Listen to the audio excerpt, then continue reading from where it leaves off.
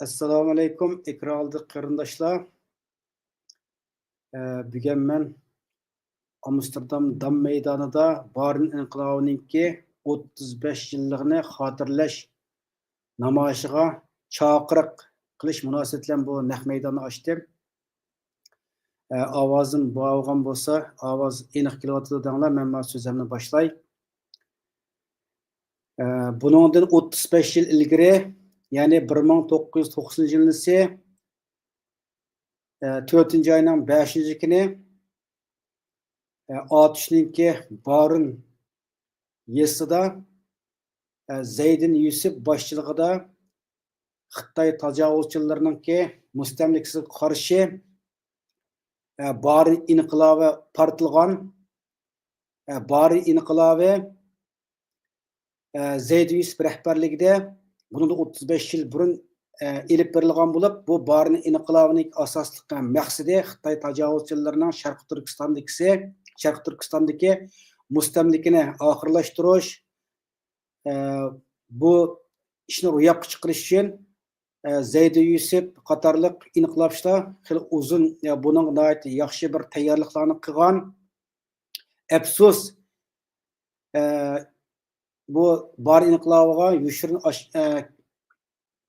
Barin inqilobininki maxfiyatlikni oshkorlanib qilish sababi bilan bu inqilob muddatdan burun portlab ketganligi uchun bu inqilob mag'lub bo'ldi.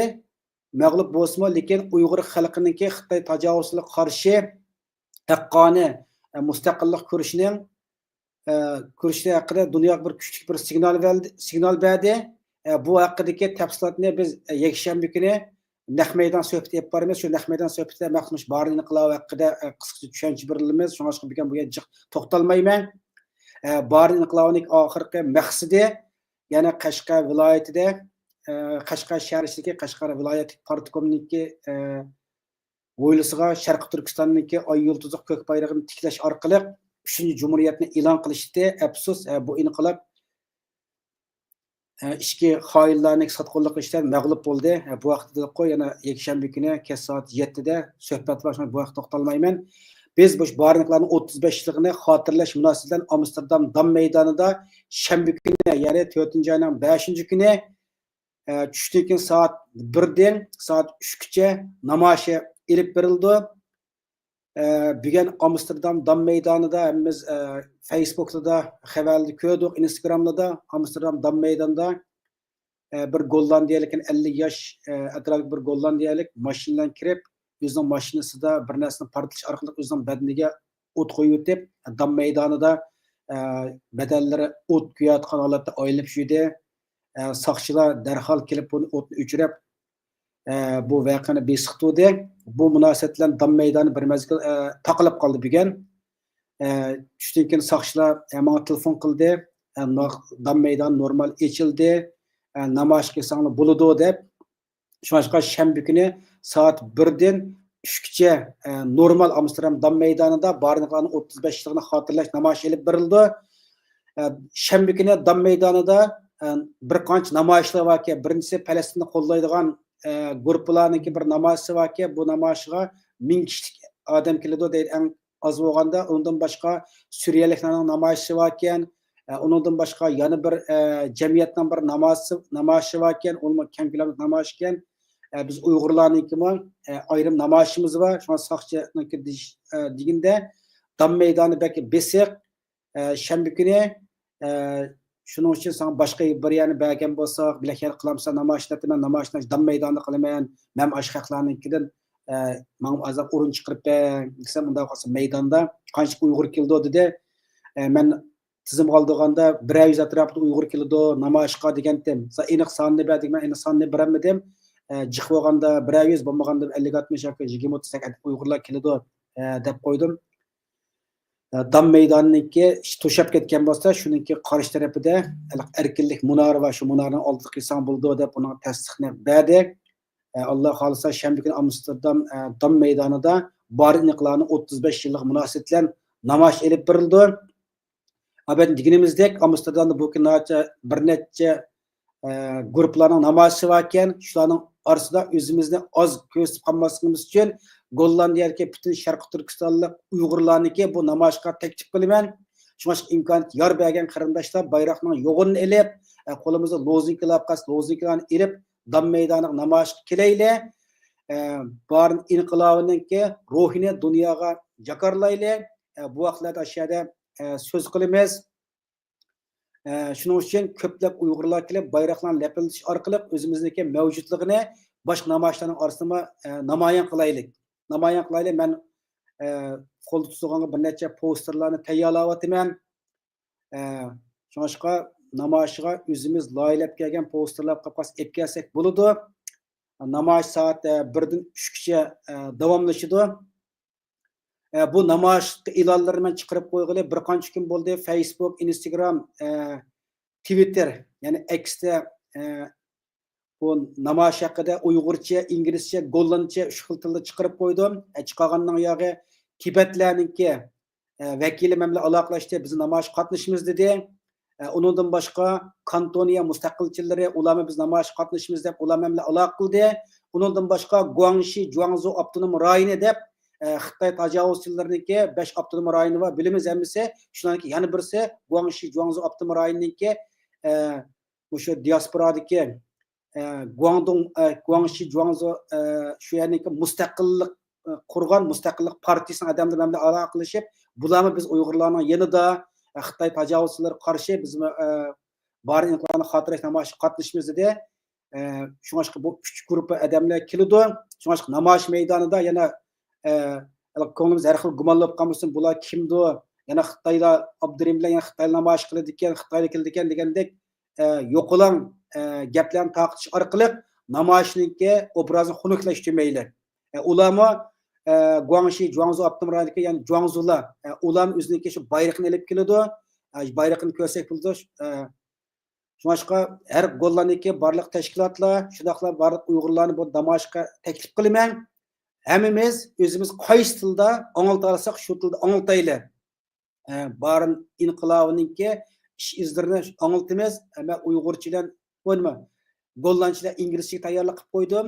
Her birisine taxminan 6-7 minutlik o'qiyman, so'z qilaman. Boshqa qarindoshlarmi o'zi gollandcha o'qiyapti, gollandcha, ingliz tayyorlab kelsa bo'ladi. Qaysi xil tilda o'qib qolsa, texnik ko'p tillarda bor inqilobni dunyoga qanday bir inqilob ekanligini, Xitoy tajovuzchiga qarshi qo'zg'algan bu inqilobniki maqsadi, mohiyati, mag'lub bo'lish sabablari, Xitoyniki mag'lub bo'lgandan keyin bu bor inqilobga qatnashgan va qatnashmagan butun Uyg'ur xalqini borini qanday qirg'in qilganliklariniki abdi bashirsini dunyoga oshkorlaymiz, Xitoy tajovuzchining jinoyatchilarini. Shunga Gollandiyadagi barliq Uyg'urlarni, shundaqla barliq Uyg'ur tashkilotlarini bu namoyishga taklif qilaman. Undasi bugungi bu namoyish chaqirig'imiz bu yerda tugadi. Yana bir deb qo'ydigan gap, bugun Gollandiyaniki Amsterdam Dam maydonida bugun tushdan keyin tuyuqsiz bir voqea bo'ldi. Bu nima voqea? Bu voqea haqida qanday gap so'zlar bor axborot vositalarida, bu vaqtda o'zimning tayyorlab kelgan qisqacha bir nimalari va shuni sizlarga o'rtoqlashmoqchi. Bugun ya'ni 2025-yil 4-oyning 3-kuni Amsterdamning Dam maydonida yuz bergan mashina portlash va o't yenish voqeasi haqida tekshirish davomlashyapti. Hozircha e'lon qilingan yangi uchurlar asoslanganda tuvandagidek ma'lumotlar bor. Voqeada yaralangan 50 yoshli Gollandiya fuqarosi o'zining mashinasi bilan videoni ko'rganlar men Facebookda ham baqirlab qo'ydim. Mashinalar shu Dam maydonininki o'tmisi kiriblarki mashinaning ichida bir portlatqich narsaga portlashdan u o'zining badaniga o't tutashgan, shu o't bilan mashinadan tushib atrof minib yurgan videolar tarqaldi. Buni ko'ryapmiz. Amsterdam Dam maydoni butun dunyoning ko'zi. Gollandiyaning eng dangliq mashhur sayohat rayonlari, Gollandiyaga kelgan sayohatchilar Dam maydoniga kelib ko'rmasa, Gollandiyaga kelgandek bo'lmaydi. Shunga bu voqea Gollandiya ichida kuchli g'ulg'ul qo'zg'adi. Hozir endi bu o'tda o'zi ko'ydigan odam ko'rganimizdek naq maydon saqchilar kelib o'tni o'chirib, buni jiddiy shaklda nimaga ekkatdi? Doktorxonaga, hozir doktorxonada davolanayotibdi. Yani buni saqchilar kuzatyapti. Shundaqla bu voqeaning nima sababdan bo'lganligi haqida har xil farazlar va aniq bir narsa o'ttirib qo'yolmadi.